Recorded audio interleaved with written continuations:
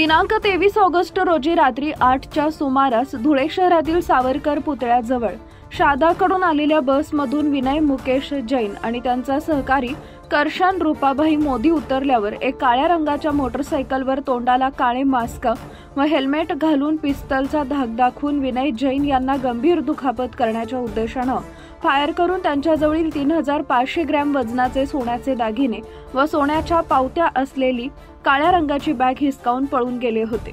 विनय जैन यांच्या तक्रारीनुसार देवपूर पोलीस स्टेशनला गुन्हा नोंदवण्यात आला होता।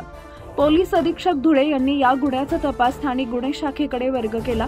आरोपींची कोणतीही ओळख पटत नसल्यानं शहरात लावण्यात आलेली सीसीटीव्ही कॅमेऱ्यांचा आधार घेऊन त्यांची तपासणी केली असता संशयित वाहनांचे नंबर मिळवण्यात आले। गुन्ह्यातील आरोपी मुंबईकडून आल्याचे निष्पन्न झाले। मुंबई येथील पोलीस पथकाने शोध घेतला असता ओला उबेर कंपनी टॅक्सी चालवणारे उत्तर प्रदेशातील प्रतापगड येथील रहिवासी असलेल्या आरोपींना हा गुन्हा केल्याचे निष्पन्न झाले।